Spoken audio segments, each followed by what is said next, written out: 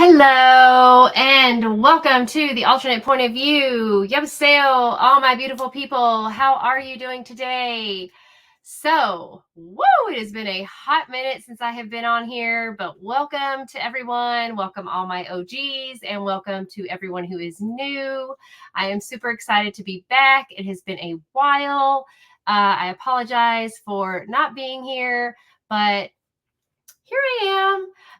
Sorry, I just want to start out with I hope that anyone who is out there struggling with epilepsy knows what to do. If you have anyone or you yourself are struggling with epilepsy, please know that I know how that feels. I myself have epilepsy. My mother has epilepsy. So it is just something that I live with, but it is something that you have to focus on and think about, and you never know when it's going to happen and that kind of stuff. And it's just something that takes me out for several days. And unfortunately, my seizures have been happening more and more often. So here I am. I'm back. Also, I want to send out a prayer to all of the hurricane victims and survivors and their families, my friends, everyone on the southeast coast that have been, just going through all of this. My friends that have lost a lot, their homes, a lot of things. It's just really sad. And there are just more and more hurricanes coming. It is hurricane season, but this is a really rough one. So I just, I hope that everyone is doing what they can to support each other. This is a time when we all really need to come together and, praise God that the Milton did not turn out to be a Cat 5. So I just want to say, glory be to God for that. And I appreciate that so much, that it didn't turn out to be as bad, but it was still a hurricane. So, but there are small blessings.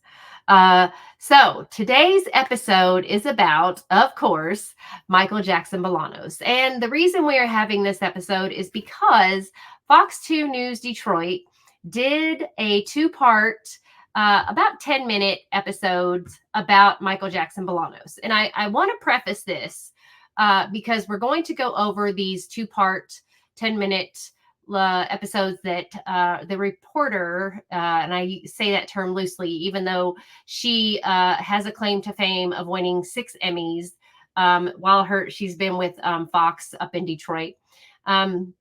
She is a graduate of Michigan University, University of Michigan, whichever, whatever.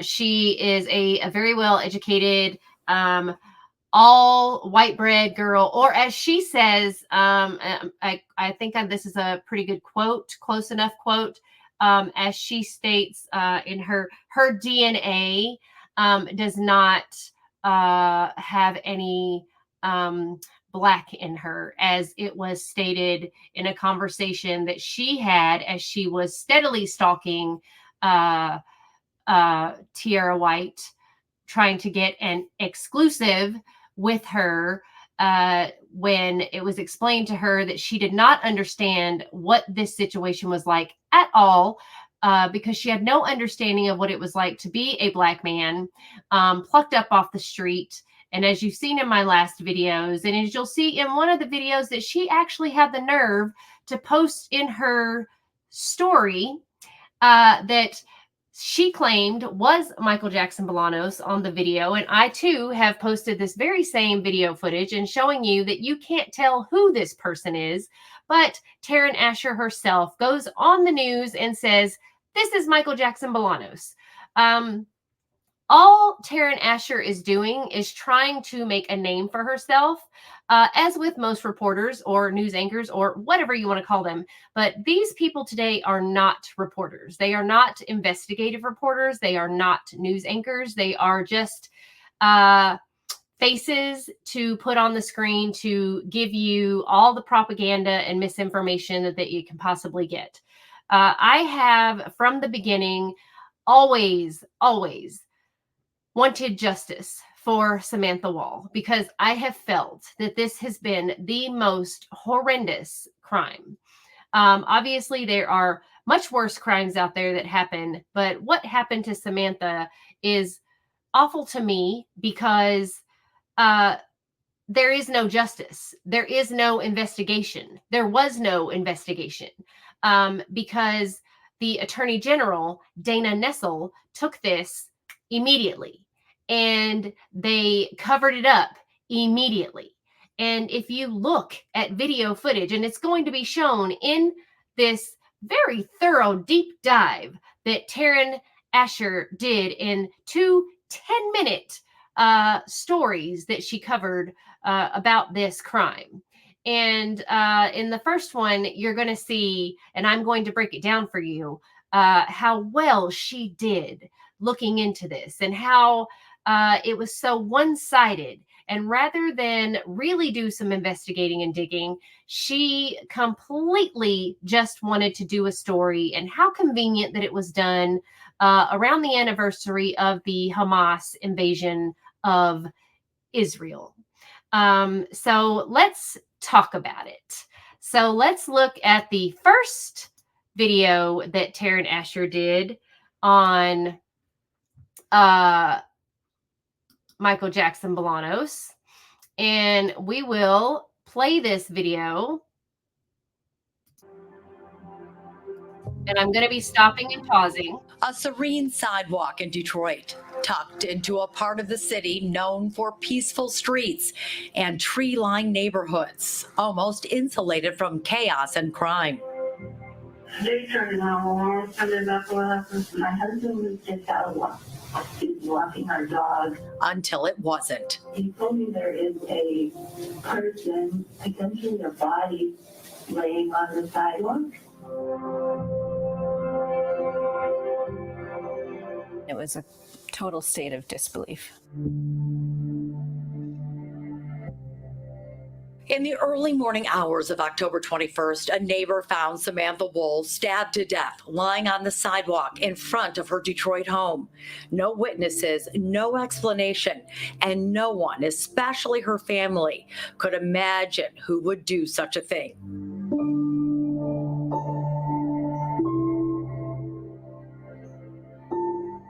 I still didn't believe it. I wouldn't believe it until I saw her. Detroit police launched a Okay, so let's just talk about this right here. So let's talk about this entire thing. So first of all, she starts off the story as if Detroit has a little Mayberry in the middle of the city. Okay, as if Detroit has this little spot in it that is crime free and it's perfectly hidden and nothing ever happens there. So I'm not sure if you're aware, but during the trial, they actually talked about how many break-ins were happening in that area.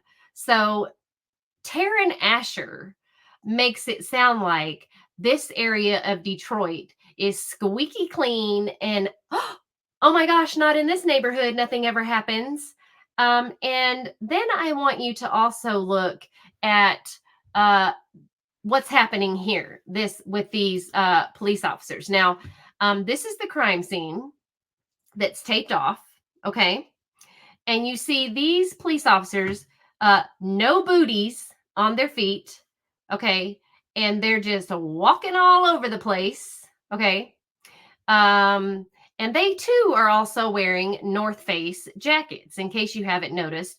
They are also wearing North Face jackets. So they should know, right, just by wearing North Face jackets, how a North Face jacket works. They should know how repellent they are, or if they absorb anything, or if they put their hands in their pockets, as you can see. And you'll see this in the later videos that I do of Michael walking down the street with his hands in his pockets, how easily transferable for such a bloody crime scene. How in the world he didn't get blood all over him if he were the one who did this. So let's keep listening to what Taryn has to say. massive investigation involving Michigan State Police and FBI investigators who questioned more than 100 people in 100. Samantha's personal and professional life. But they say evidence eventually led them to this man, Michael Jackson Bolanos. How were you feeling as you headed into that trial? Did you think? We were 1000% confident that this person would be convicted. The prosecutors and police appropriately told us they've never had this much evidence against somebody. After a month-long trial, the jury could. Okay, so that's where they messed up. This is a huge mess up on the prosecutor and the police department's end, and why they were 1000% confident that he would be found guilty is because as I have done my research, okay, you guys, the reason why they were 1000% confident, okay, is because Dana Nessel is the attorney general. Okay, Samantha Woll worked on Dana Nessel's campaign. She's the one, and a major one, that a reason that Dana Nessel got elected. Okay, Elisa Slockton is one of the main reasons that Samantha Woll is one of the main reasons that Elisa Slockton got elected. Also, there are things that happened, and I've said this in other videos. Ryan Elsey, the lead prosecutor on this case, is no longer a prosecutor in Detroit because he was promoted to work at the DOJ. Also, many of these Detroit detectives and police officers and crime scene workers are now working at the DOJ. So this isn't a coincidence, you guys. This isn't a coincidence. This case, if you want to look at Detroit PD's murder solve rate, unless they catch someone literally red-handed, is not high. It's not high at all. Okay. They literally went from, on the day of this happening, within the first 24 hours, they had a press conference where they literally said they had a suspect that they were not willing to name and tell the relationship between Samantha and the suspect, but they were confident in their investigation, and they were confident that this was not a danger to anyone in Detroit, that this was someone that obviously she knew, or someone close to Samantha, because it was not a break-in. There was no signs of forced entry. So they were not even looking at Michael Jackson Bolanos. They were not even looking outside of her circle, actually, from the beginning.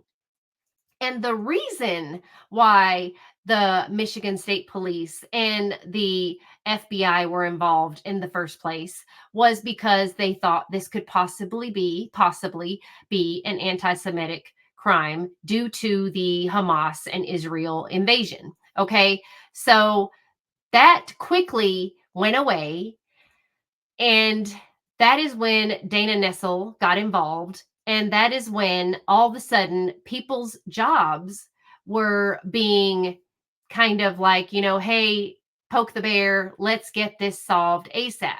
All right. So you can look it up yourself.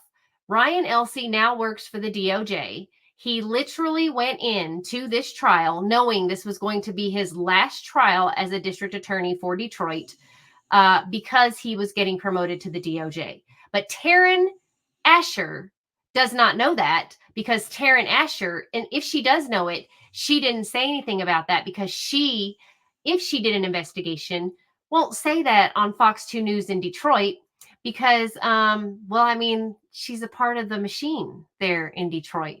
Why would she do any actual investigating and any actual storytelling in Detroit? Because that would kind of mess up her gig.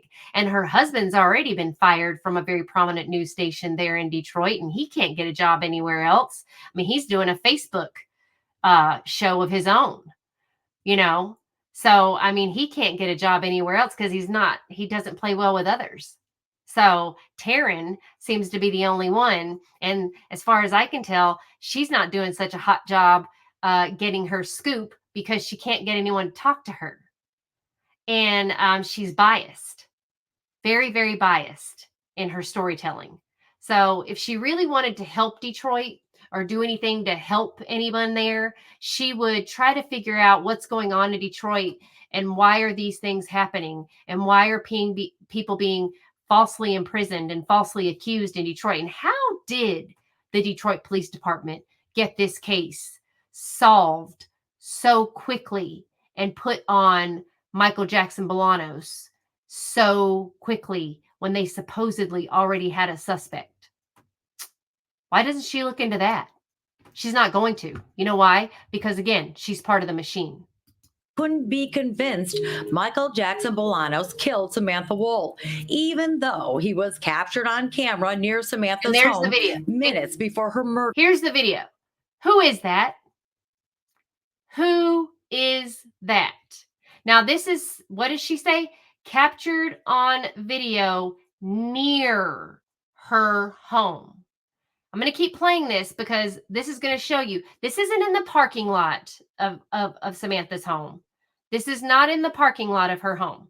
This is near in a whole different parking lot.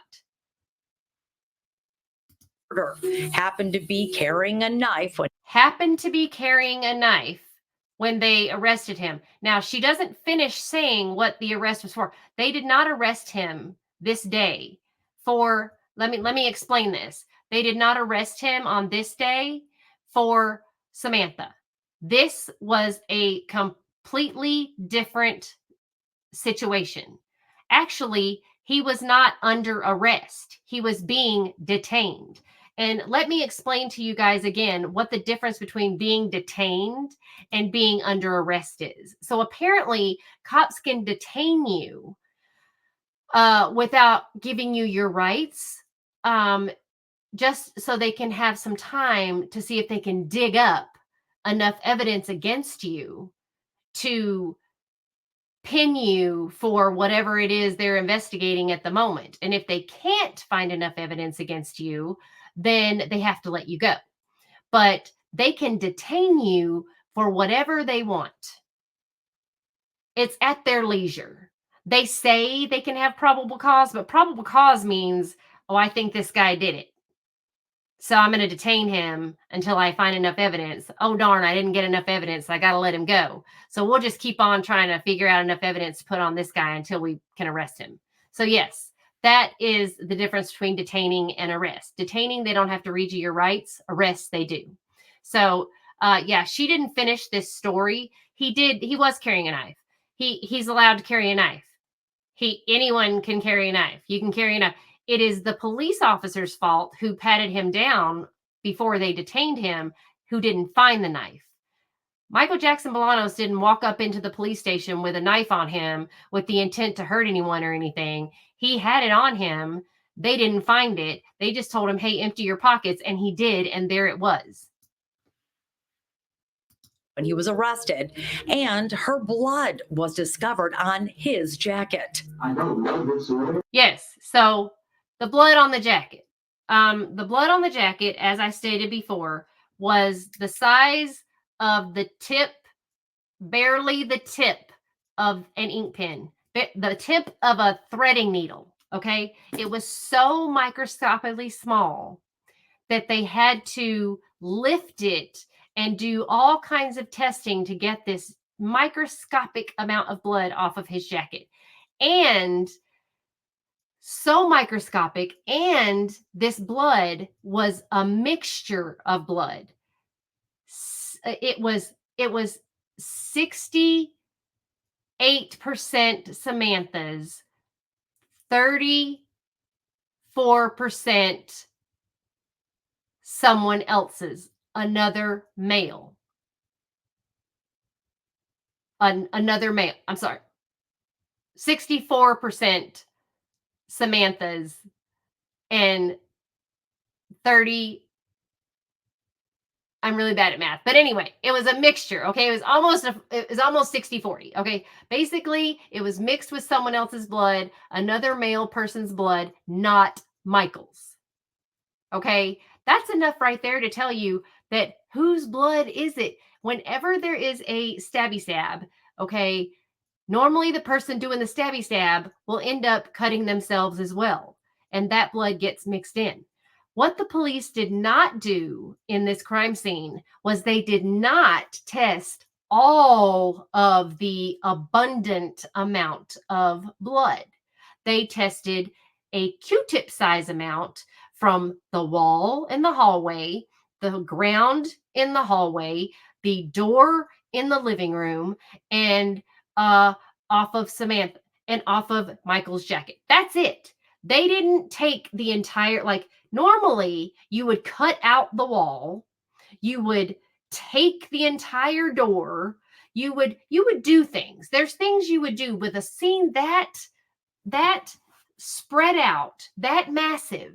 You would want to be sure that you got it all. But you can already see in the pictures that the cops are walking around with no booties on. They're walking the entire perimeter of the sidewalk. And was supposedly blood all up and down the sidewalk, but they didn't test that. They didn't test any of that. And you'll notice Mr. Leprechaun cop, little redhead guy, supposedly walked into her apartment, and he supposedly tiptoed around all the blood, even though he was only using his flashlight on his fishing pole, only using the flashlight on his that's it. So how did he see all the blood? How could he know that he didn't step in anything? So let's keep going with her amazing journalism. I don't know anything about the woman. And he even admitted he lied to police about everything until he took the stand. Okay, so he did not lie to police about everything. See, this is where she's bundling up everything. What Michael Jackson Bolanos lied about was he lied about seeing her. He lied about the fact of what he was doing that night, okay? Because if you were out doing something you weren't supposed to do and you're talking to the police, are you going to sit there and go, yeah, I was out doing that? Especially if it was something that you have already been in trouble with before. You're not going to go out and tell the police, yep, that's what I was doing, because you do not want to get charged with that. Also, it's the cops, man. The cops are going to do whatever it takes to get you to confess to something that you did not do. As you can see, if you watch the entire interrogation video, these cops are trying to trap him into saying something that he did not do. He did not lie about everything. He did not. He did go for a walk that night. He did not lie about that. He did pawn the sunglasses. He did not lie about that. He said he was checking cars. He did not lie about that. He said he was walking in downtown Detroit all night. He did not lie about that. He said he was staying at his girlfriend's house and staying in his car. He did not lie about that. He said he had a job and he was working at a place. He did not lie about that. He said he did not lie about a lot. He did not lie about everything. She is lying about everything, because she is trying to make a story sound good for her, because she is trying to win another award on lies, on a bed of lies, because she is not a reporter. She is not an investigative reporter. That is for sure. Not guilty. A verdict that gutted a family, stunned police and prosecutors, and something no one was expecting. And then Everyone another was blow. During sentencing, Wayne County Circuit Court Judge Margaret Van Houten dismissed the charges that hung the jury, which meant Michael Jackson Bolanos could not be retried. that was a blessing in disguise. A decision the Wayne County Prosecutor's Office has filed to appeal, and if not reversed, could prevent Samantha's family from ever getting justice. More on that in a moment, but first, what went wrong? The prosecution had so much evidence. The trial lasted more than a month. In my experience, if you present too much evidence to a jury, the jury gets bored with that and they get confused and they can't focus on the trees when they're looking through this gigantic forest. But according to the foreman, the jury was stuck on Samantha's ex-boyfriend.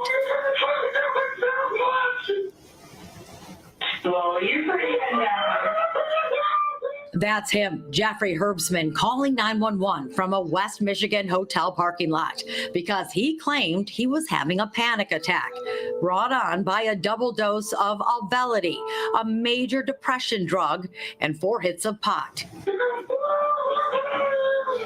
Do you have any weapons or anything on you? No. Okay. There's a knife in the car. Okay. Like a pocket knife or what's your name? Like a pocket knife. Panic attacks is one of Auvelity's side effects, but could it cause this convoluted confession? I'm convinced that I may have murdered my girlfriend and I don't remember it. Where's your girlfriend stay at? She lives in Detroit. Okay. What makes you think that you killed her? Because I have the motive that I have.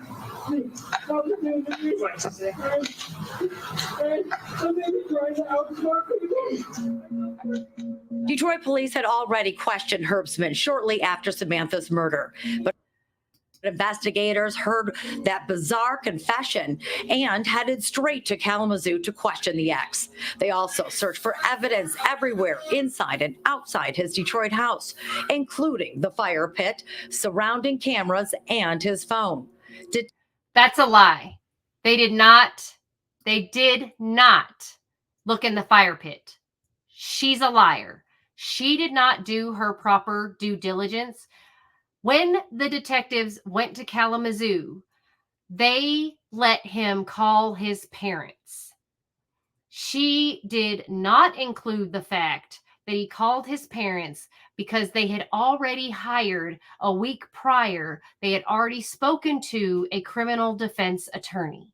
He already had a criminal defense attorney lined up for him for this very moment when he was going to call 911 and confess to killing Samantha.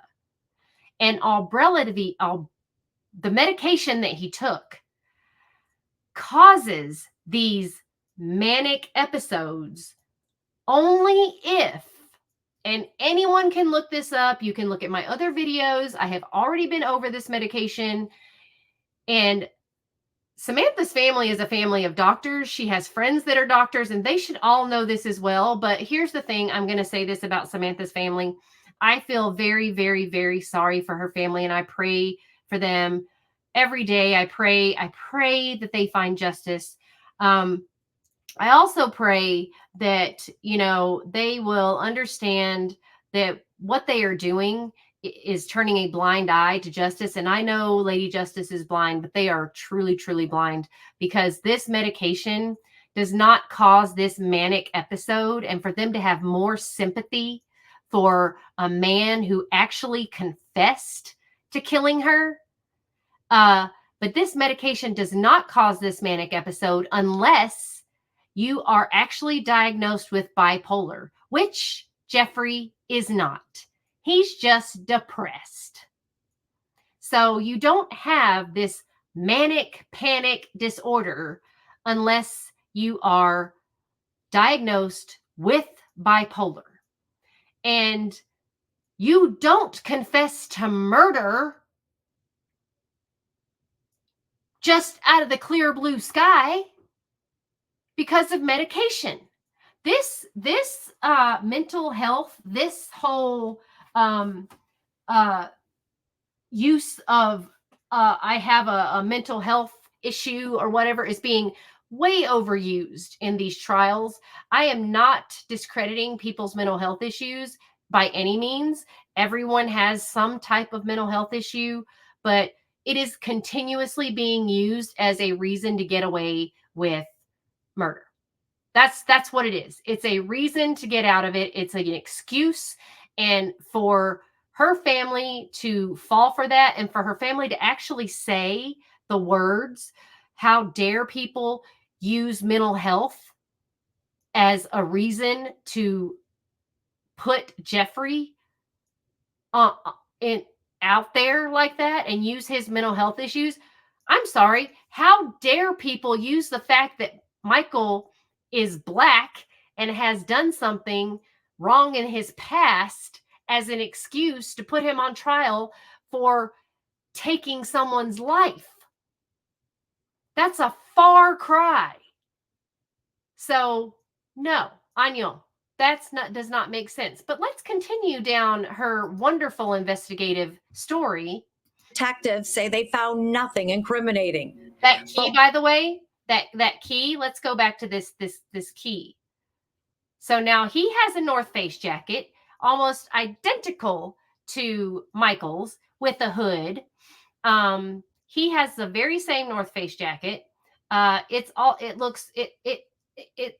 virtually like, come on. And the key that was found on Jeffrey's table. But what if Herbsman was able to Samantha's house. outsmart investigators? What if he left his phone at home? He left his phone at home. Yes. A seed of doubt planted by defense. Could it be Herbsman? I don't know. It looks very similar to me. It looks very similar to me. This person running from the scene looks very similar to Jeff Herbsman. Haircut, glasses, even the coat he's wearing. Attorney Brown argued that if the man on surveillance at 1:24 a.m. was Herbsman, he could have stabbed Samantha and fled. This was the last motion detected in her home until 4:20 a.m., when she may have regained consciousness, struggled to escape before collapsing on the sidewalk.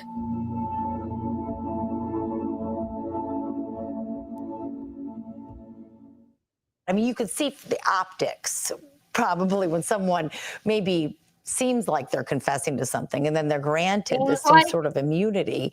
It did seem a bit odd why they were ruled out so quickly. And Mr. Herbsman wasn't ruled out immediately. There was a very long and thorough investigation into his involvement in this case prior to any use immunity being granted to him by the prosecutor's office. For the first time, we are hearing from Detroit Police lead investigator on the case, Lieutenant Matthew Bray, who tells me this man captured on surveillance was running. Okay, let's talk about that. Let's talk about that.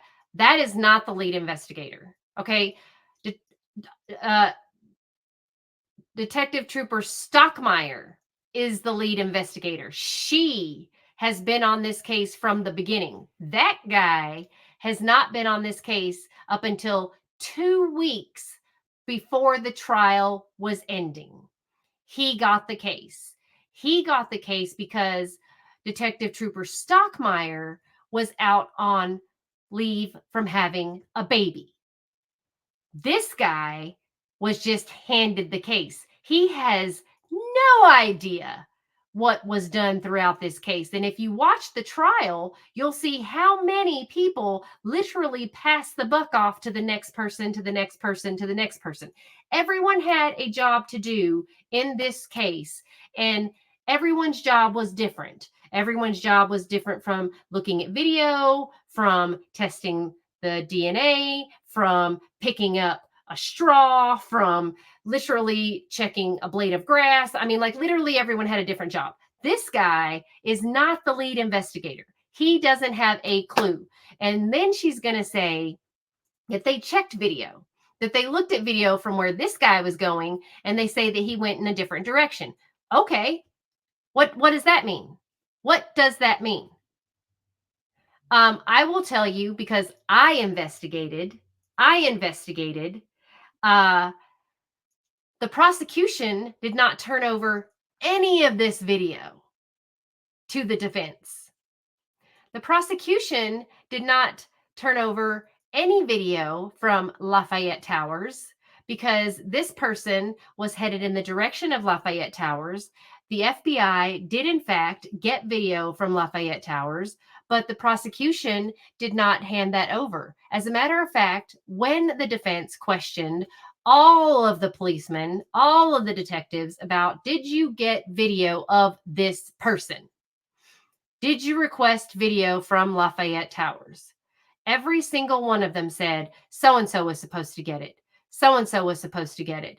And then when they would question so-and-so and so-and-so, they would say, oh, that person must be mistaken. It wasn't me. Literally, no one knew where that video was. No one said they researched all the footage and never saw this person again. That's not what they said. That's not what they said on the stand. That's not what they said. They said they didn't get the video. But I did my research and I found out that for a fact they did get the video. They did not turn that video over to the defense. So another fail on Taryn Asher's part. So even if this person was going in another direction, well, duh, of course they're going to go in the opposite direction. Of course they're going to go somewhere else. And who is this person? Do you know who this person is? Do you think for 1 second that Kim Worthy would allow the prosecution to match this shadow to this? Do you even think that Kim Worthy would allow this person to be identified as anyone? No, because you can't tell who either one of these people are. But she sure did for Michael. Away toward the park. They checked every camera in the area and Every never camera. spotted that That's what person she did. again. Every Why camera. was he so important to the trial, though? If he didn't do it and he sort of confessed and he had some mental issues, I mean, why even bring him into it? So it's important for us to demonstrate to the jury why we know and why we believe him not to be the person involved in this incident. To exclude that information would leave a gaping question for the jury. It was all aroused in order to Maintain the timeline from the defense doesn't add up. It wasn't a crime of passion. It was a crime of opportunity gone wrong. A fatal mistake, but everybody makes mistakes and everybody forgets to do something sometimes, and we've all left our door unlocked when we didn't mean to, and no one expects to be killed for it. In the early morning hours of October 21st, prosecutors claim Samantha returned from a wedding. So this is where she was found, right here. And even her family is clearly not offended by the prosecutor's opening statement of victim blaming. Even her own family doesn't care that Ryan Elsey blamed Samantha for leaving her door unlocked. He said wide open, but look at this. Look at the doors. Okay. This door was not open. There is an interior door. Okay. There's an interior door. It is dark, you guys. Would you notice if her interior door was open? If you're someone walking around at night, would you notice? This is her door right here. Would you notice if her interior door was open? If you have a black storm door, would you notice? And all of a sudden just want to go in and you're in a parking lot. You're not even in a parking lot where you can see. You're not even in her parking lot. You're in an adjacent parking lot. But you just suddenly see this door. Come on. Changed and vaped outside, but didn't completely close the door. Evidence showed she relaxed on the couch, texted, and started Netflix at 1:24 a.m. Her phone went into idle mode and she fell asleep. 3:52 a.m. I saw this individual in the parking lot west of the school. This individual. Jackson Bolano spotted. Who You is can see this it exactly 4 a.m., about 150 feet from Samantha's place, where he later admitted he was stealing from cars. That school surveillance camera caught Michael Jackson Bolanos in this parking lot checking for unlocked cars. Police believe he went from here to Joliet Place and found Samantha He's not Woll's his even door in her. How would you unlocked. see? The prosecution claims at 4:20 a.m. he enters, startling Samantha from her sleep on the couch.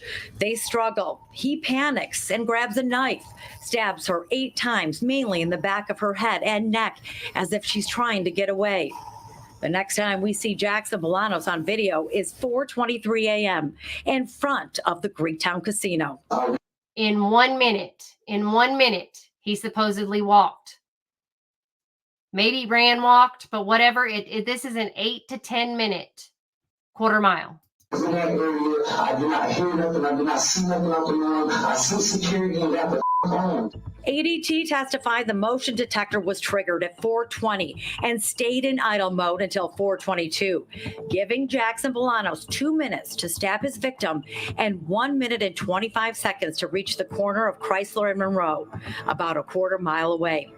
Police tested the route from that night at different speeds and learned walking and running, like the suspect was seen doing that night, took the same amount of time. No, it doesn't. No, it doesn't. Swear or affirm to tell the truth. So FYI, that has been tested and proven wrong. Again, Taryn Asher did not do any investigating whatsoever. Maybe she could have her husband, who has nothing else to do, to go run and walk that and see if he can do it in a minute. Let's see if he can do it. Maybe if Taryn Asher were a real investigative journalist, she could find that out herself. I mean, she's lost a ton of weight. Maybe she could go run it and figure it out. Maybe she could do it. I don't know, but I know because I've done the investigating, it can't be done. Okay. Maybe if you are Usain Bolt or, an Olympic runner, you can do it, but no. The whole truth and nothing but the truth. But did he? Did he tell the truth? Remember his jacket that DNA testing revealed only had trace amounts of Samantha's blood on it? Well, turns out his girlfriend washed the jacket he wore that night before it was seized by investigators and tested by forensic scientists. Tomorrow at 10, the details of this case when the girlfriend washed that jacket, incriminating timelines, evidence, and suspicious jail phone calls that will make you question why the jury made the decision it did and what it will take now for the family to get justice. Taryn, this is a woman who means so much to her family, but to this community. Yes. And this investigation and your story has a lot of eyes on it for that reason. We'll look forward to your report tomorrow. Hope so. Taryn, good work. Good work, Taryn. No, it's not. Terrible work, Taryn, because you're a liar. She did zero investigating for this. Zero.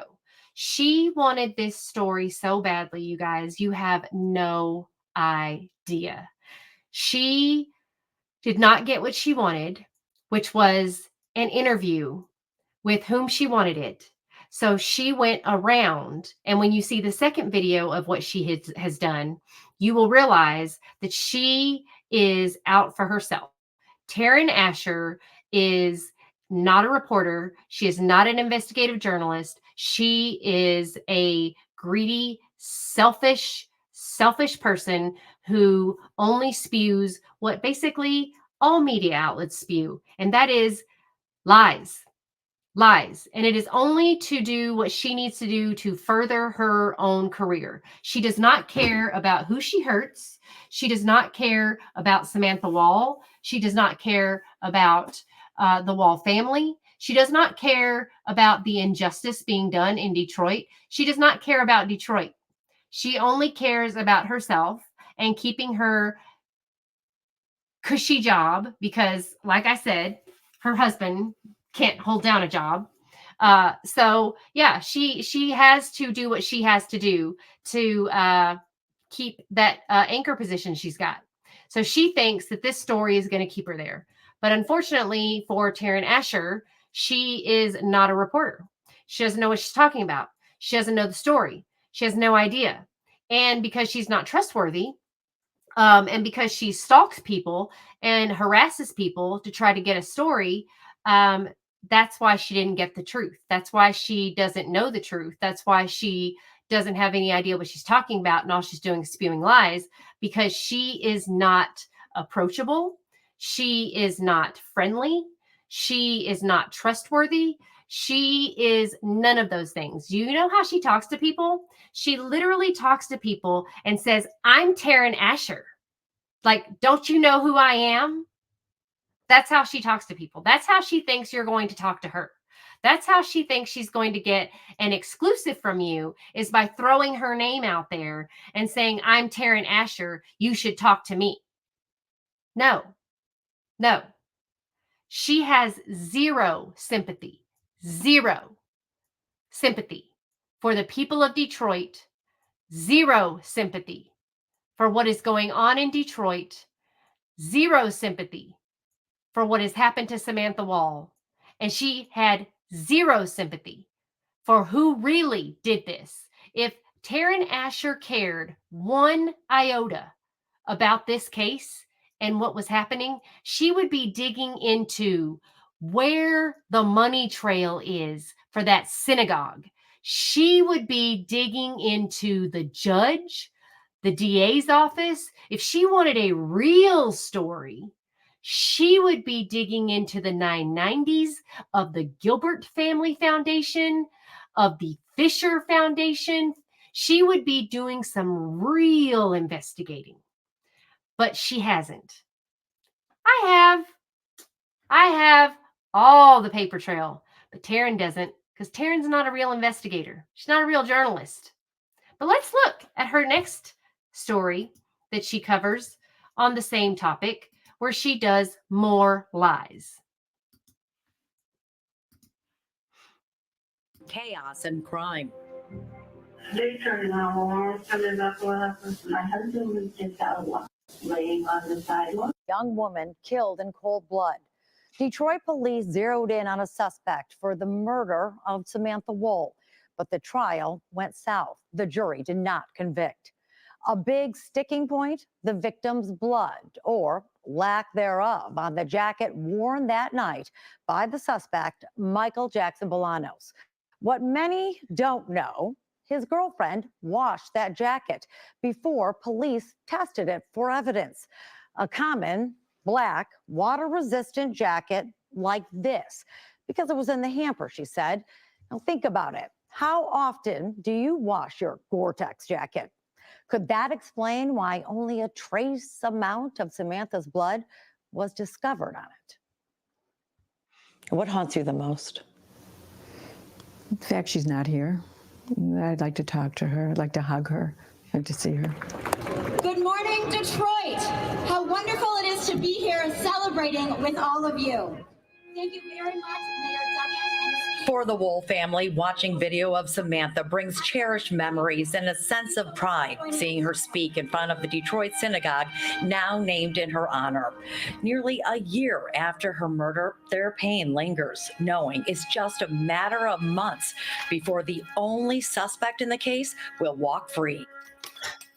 This is not someone who is a goody two-shoes who should be walking on the streets. This person is going to harm someone else. Which I think is the crux of the case. We have a gentleman who says that he's never met this woman a day in her life, never touched her, never seen her, and he has to explain why that blood is on his jacket. So how did Michael Jackson Bolanos get Samantha Woll's blood on his jacket and backpack? He claimed he never saw that woman that night, insisting he wasn't even in the area. I don't know this woman. I don't know anything about the woman. Then why did his internet search history show him constantly checking the status of the murder case and police scanner apps? And remember the other suspect, ex-boyfriend Jeffrey Herbstman? Turns out the same day he was released from police custody, Mr. Jackson Bolanos searched for a same-day passport. Did you attempt to buy a passport and flee the country? No, the same-day passport was for... Okay, so the searches. All right, so first of all, he was not searching for what happened, like looking for evidence about him. Okay. The story was being covered. It was a big deal in Detroit. A lot of people were looking that up. I'm a crime YouTuber. I look up stuff all the time on my phone about what's going on. Also the scanner. Okay. He is out doing stuff that he wasn't supposed to be doing. So yes, he had a scanner on his phone. A lot of people have the scanner app on their phone because he is a felon, unfortunately. So you want to make sure, unfortunately, that you aren't having stuff happen or things you're not being looked out for. Also, you're a black man in Detroit. Look what just happened to him. And as far as the same day passport, okay, so she didn't tell you that he did look up a passport prior to the Halloween party they had to go to. Okay, he was looking up like a fake passport, a passport. Also, he's a music producer. He manages musicians. He was looking for a passport in case he ever had to go anywhere for his musicians. That also, she did not play that part of the testimony in this video. But he was looking up passports in case he had to go anywhere. He didn't know. He didn't know if he could get a passport quickly. And he wasn't looking up a passport because Jeffrey Herbstman confessed. Because you know why? Because they didn't announce that Jeffrey Herbstman confessed. They didn't say Jeffrey Herbstman confessed. They didn't say anything. They said they had a possible suspect that they released. They didn't say that anyone, they didn't even name him. They didn't say anyone confessed to the crime. They didn't say Jeffrey Herbstman did. They didn't say it was her ex-boyfriend. They didn't say anything. They covered that up like it was nothing. But as soon as they arrested Michael Jackson Bolanos, they plastered his face everywhere. And he was labeled her deleter immediately. But Jeffrey Herbstman confesses and they don't say a word? Not a word? Get out of town. You guys got to be kidding me right now. But this woman wants to cut and splice this video and make it look like that he was looking for a passport for Halloween, and then she's going to make it look like it was 2 weeks later. No. Get it right, lady. She is a terrible reporter. A Halloween party that was coming up, and I couldn't get to Windsor. He said a Halloween party, but more than a week after Halloween. That's a lie. Video of his interrogation showed Jackson Bolanos lie to police more than 40 times, even about stealing from cars, until surveillance video caught him in the act and in a parking lot 150 feet from Samantha's townhouse. Standing next to the driver's side of a vehicle. And does an arm appear to be extended? Yes. DPD Sergeant Lance Sullivan showed how his team tracked Jackson Bolanos from the Lafayette lot back to his Detroit apartment on West Alexandrine. Police searched that apartment and discovered the same North Face jacket and backpack. Same one that and also Jeffrey discovered had. A lockbox inside, latex Also gloves, Jeffrey had. and a ski mask like he was Also wearing Jeffrey that night. had. And both of those areas were positive for the possible presence of blood. DNA testing revealed the blood on his coat and backpack was indeed Samantha's, but only trace amounts. A bizarre jail phone call between the suspect and his live-in girlfriend revealed a likely reason why. Tierra White washed his jacket by the time police seized it more than a month after the murder. They're so dumb. Never even washed the jacket, bro. It was already how it was. If you washed the jacket, bro, it wouldn't have been nothing on the jacket. Like, y'all so stupid. That's why it has been washed. It has, and I respect that.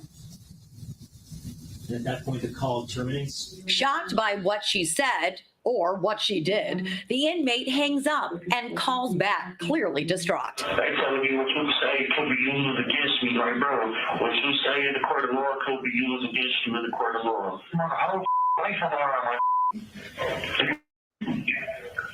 Yeah, I'm just not sure why you're talking to me like this, but I did something. Bro, because you didn't be saying anything, bro. Like, don't say nothing. You know, what the You stop cutting me off before I could speak to her about it. I don't want to hear what you got to say about that, bro. Hello. Hi, is this Tiara? Tiara White didn't answer the door to the apartment she shared with Jackson Bolanos, but she was wondering about that day. I heard a lot of the jail conversations and that, and he hung up when you talked about that jacket. I was wondering when you washed that jacket. Was it that night that he came home? No, within the next couple of weeks. Tiara refused to say anything else, but police have suspected from the start she washed that black North Face jacket after her boyfriend got home the morning of October 21st. Okay, so let's go back to this. Let's go back because this is a very good video right here. This is very good video. So you see him. You can see him. Look at him. He touches the door. He's touching the door. He's touching stuff. He would be, look, his shoes, his pants, he would be covered. It wouldn't just be the jacket, you guys. If this woman was any kind of investigative reporter, she would be talking more than just about the stupid jacket. If he had such a fight and such a struggle in this horrific crime scene, he would be covered head to toe. Head to toe. But instead, she's focusing on this jacket. What about his pants? What about his shoes? They found the shoes. The shoes were there. The backpack was still there. Everything was there. They found everything. The face mask, everything. Did you see anything shocking about this jacket? No, not to the naked eye. Did you see blood on this jacket? Not at all. Did you see blood on any of the clothing that was inside of that hamper? Not at all. I think that the important part of the case is that Mr. Bolanos had two opportunities to explain where that blood evidence came from. During both of those conversations, he said that he has never met her a day in his life. Which he has hasn't. never touched her.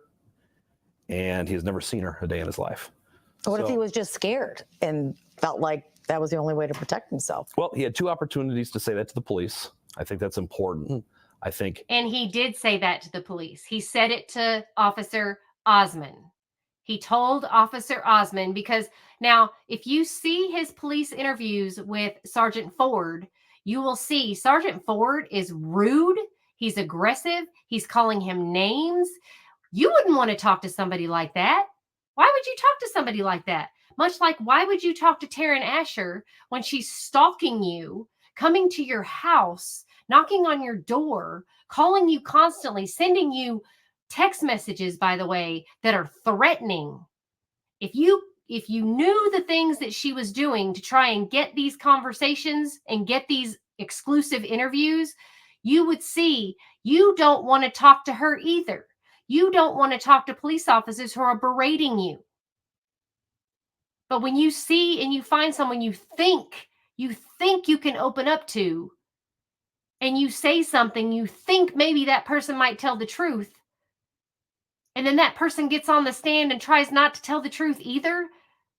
Chad Osmond got on the stand and he sat there and tried to clam up. He didn't want to say anything. He kept looking at the prosecutor table because he knew if he said something, they were probably going to beat him with a bag full of soap. That guy's career is probably over because everybody else got promoted. You don't want to talk to someone who is harassing you and browbeating you, like Taryn Asher. Taryn Asher didn't call and say, hey, how you doing? This is Taryn Asher. I wanted to talk to you and get your side of the story. No. She immediately was all about her opinion and how she thought things went down and how she started accusations right out the gate. That is not how you build rapport, and that is not how you become a reporter. And I don't know how she's a reporter because she doesn't know how to build rapport with anybody. No. Whether somebody's scared or not, I think it's very important to bring that information to light. Secondly, we researched that. We discovered that Mr. Bolanos has called the police numerous times in the past. So we know that there's not a fear from him to speak with the police. Okay, if there's not a fear from speaking to the police because you may need the police's help, that's different. But if you're being accused by the police for something you did not do, you're immediately going to clam up.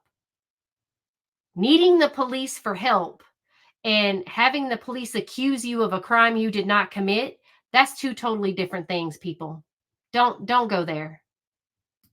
Lieutenant Bray also didn't like how Jackson Bolanos completely changed his story after this call with his attorney. Bro, I'm not doing no weird like that.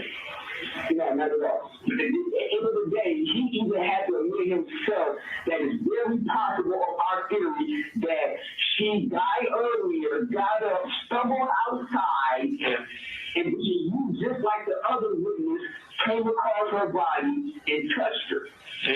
For whatever reason he said you might have touched her, he said that's very possible. But when Jackson Bolanos takes the stand, he now admits it was him near the crime scene at 4:10 a.m., but claims he didn't kill Samantha.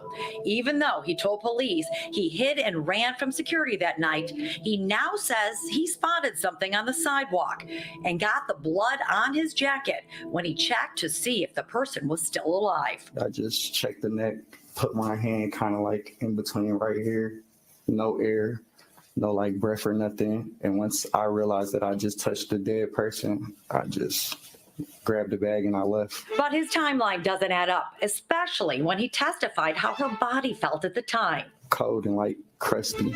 If he says he touched her before 4:20, that's impossible because my sister's motion detector went off at 4:20, so she wasn't out of the house yet, and that was independently verified by ADT. Me as a person, yeah, I'm out doing wrong, but I still wanted to make sure that you feel that this person was okay. And looking around us, I am encouraged and inspired by how we continue to show up for one another. Her family wants Samantha remembered for her kindness and goodness, not a heinous crime, and now a trial without a murder conviction. Jackson Bolanos will only serve 18 months in prison for lying to a peace officer. If lying was an Olympic sport, you would get the gold medal, sir, because you told lie after lie after lie.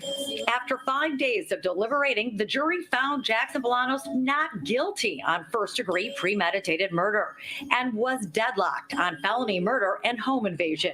Now, here's where it gets tricky. Because of a baffling legal decision, prosecutors are now prevented from retrying their only suspect. I don't believe this jury had any idea. Surprisingly, no one did, even District Judge Kenneth King. At the preliminary hearing, he considered the deliberation of the stabbing.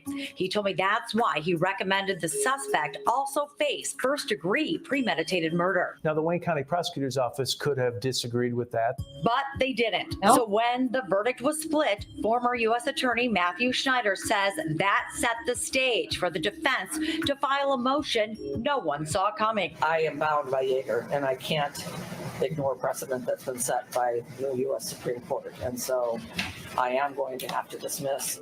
Circuit Court Judge Margaret Van Houten did not agree with it, but she dismissed his felony murder and home invasion charges based on a 2009 Supreme Court case involving insider trading and fraud. The highest court ruled if a jury clears you of a crime, the government can't use those same facts to try you again on charges that are similar, which means Jackson Bolanos cannot be retried for Samantha's murder. Double jeopardy clause provides that you can't be prosecuted twice for the same offense. Do you think it's the same crime? No, I don't. I think these are different offenses. I agree with the dissent in the U.S. Supreme Court's case of Yeager, in which they said that the dissent said that these are different things. These are separate entities. The Wayne County prosecutor is appealing, but Schneider says the only way this will change is if the Supreme Court reverses its 2009 decision, which is unlikely and could take years. But if that day does come, you can bet police and prosecutors will change the way they present this case against Michael Jackson Bolanos. Obviously, we had some shortcomings in how we either presented the case. And again, if we get an opportunity in the future to do that, then I'm sure we'll make some changes. We feel that justice should be served. My sister's murderer got away with it. That's yes, he did. Unbelievable in a country like this. Yes.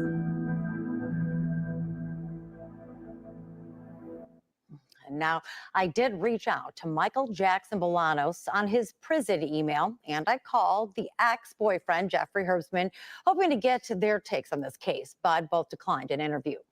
Now, with the case, though, in the Michigan Court of Appeals, Judge Van Houten and the Wayne County prosecutors said they can't answer my questions, and Kim Worthy's office would only say they don't believe double jeopardy applies here and shouldn't prevent the prime suspect from being retried.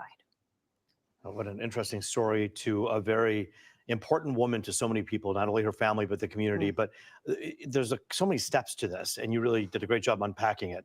When you look at the prosecutor's role in this, when she made the decision, and the decision was what? To say, well, it was based on the recommendation from Judge King in the district court, and they added the first-degree premeditated murder based on that. But with the felony murder and the acquittal on the first degree, and then the hung jury on the felony murder and the home invasion, that's where that Supreme Court case came in and the ruling to dismiss those two charges, and the double jeopardy applies. So and they can't retry him. So they actually have to reverse the decision. It has to make its way all the way up to the U.S. Supreme Court. And that likelihood is pretty low. No, this was a 2009 decision based on an Enron case of insider trading. It's very unlikely, but still there's an argument there, so you never know, but it's a decision that could take years.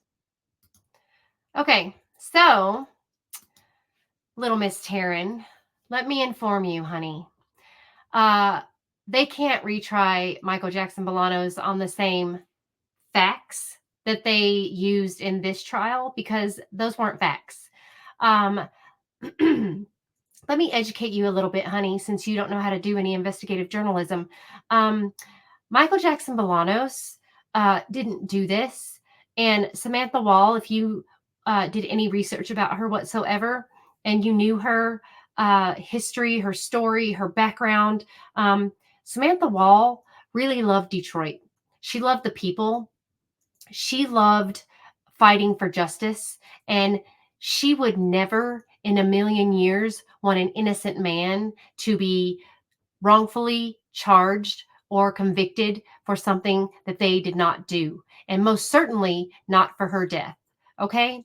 So if her family believes, for whatever reason, the prosecution told them that Michael Jackson Bolanos is the one that did this, it is because they have been fed a bed of lies. Okay? It is because that they have been convinced through their grief and through their mourning that she was taken out by this person and not by Jeffrey Herbstman or one of her other 50, 60 lovers that she had, because they don't want to believe that Samantha was a playgirl. She was enjoying her life. She was living her best life. Her family is very conservative. And for her sister to say something like, he was no angel, he was no saint, he was a criminal, he didn't deserve. So basically she's saying because he has a criminal history, he doesn't deserve to be on the streets anyway. That is a very rude statement to make.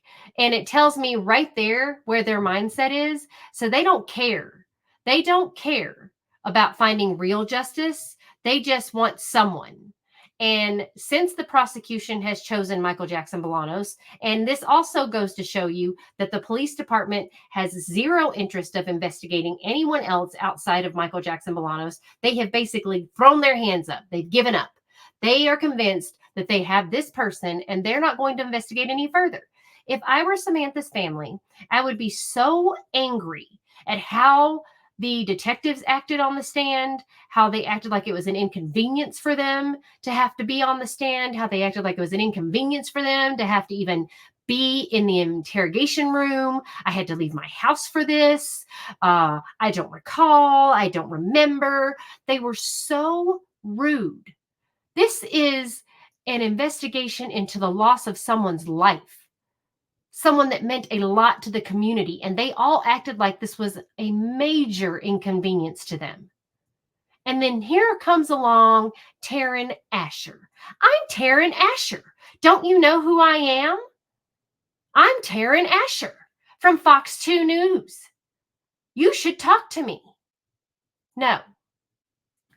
You know, Taryn, I have a message for you. all my viewers will have the same message for you, and pretty much the majority of Detroit will have a message for you. What you are doing is you are crucifying Michael Jackson Bolanos, who is innocent until proven guilty, and he was not proven guilty. Do you know why this trial took 4 weeks? Because they didn't have a mountain of evidence. They had a mountain of fluff. They didn't have a mountain of evidence. If they had a mountain of evidence, they would have been able to prove him guilty within a week. I have watched murder trials. I go over trials that last less than a week or up to a week, and they are found guilty in less than several hours, maybe tops, 30 minutes tops, because of the evidence, because the evidence is there, because they don't have to take 4 to 5 to 6 weeks to get evidence out. Alec Murdaugh, his trial lasted 6 weeks. Do you know why? Because they didn't have dead set evidence. They had to fluff it all up in order to get that verdict. If you don't have evidence, solid evidence, you have to lengthen out a trial. Karen Reed, for instance, her trial lasted forever. Why? Because they didn't have evidence. There is no evidence. When you don't have evidence and you can't win, you bring fluff. And if you will go back and listen, Taryn, to the prosecutor's very own opening statement, he literally says, you will find no evidence that connects this defendant to this crime. He said that. He also said that it was Samantha's fault for leaving her door open, that she invited this to happen to her. He victim blamed. The prosecutor did that. And what are you doing? What are you doing to help solve this crime? Do you think by rehashing this, do you think by dragging Michael Jackson Bolanos' name back through the mud, plastering his picture back on the news in Detroit? Do you think by putting Tiara's face back on TV, do you think by sending her harassing text messages and threatening her is the way to get what you want? Do you think that's the best way to do this, Fox 2 News? Is that what you think? You're wrong. You are so very wrong. You know why Jeffrey Herbstman's not talking? Because Jeffrey Herbstman is thankful that he got away. Jeffrey Herbstman is thanking his lucky stars that he's not in prison. Jeffrey Herbstman is thankful that he got these great attorneys, Mark and Ashley Krieger, by the way, very well-known attorneys there, that also got Ryan Elsey his job at the DOJ. Maybe if you were a good investigative journalist, you would know that. But you're not. Again, me, just this small YouTuber, has done way more investigating than you ever dreamt of doing in your entire career, I'm sure. So, yeah, Taryn, maybe if you were a little more approachable, a little nicer, maybe if you had a little more empathy, maybe just an ounce of it. Maybe if you thought about your child and your family. Maybe if you thought this could happen to your child, this could happen to your husband, this could happen, but you can't. You can't imagine that because guess what? As you stated, you can't imagine it because as far as you know in your DNA, nope, you don't have any black in you. So you can't imagine this happening. You don't know what this is like. But you're very quick, very quick to plaster a young man and his girlfriend all over the news. So insensitive. This story is getting you nowhere. Michael cannot be tried again, and he is not guilty. He did not do this. And I would highly suggest that you look at yourself in the mirror and rethink about how you approach people and rethink about how you want to get a story and get these exclusives. You might want to become a little bit more caring. You might want to become a little bit more empathetic and sympathetic to how you approach both sides, because there's no winners in either side. Samantha lost her life, and Michael has lost his as well, because he's been wrongfully accused. And Jeffrey Herbstman is in hiding. Why is he in hiding? Also, the police department did not look at the synagogue videos, because they do, by the way, show their services on their website. They didn't look and see if Jeffrey was actually at the service. They didn't look and see on any videos if Jeffrey actually drove from the synagogue to his house that night. Nope, didn't look.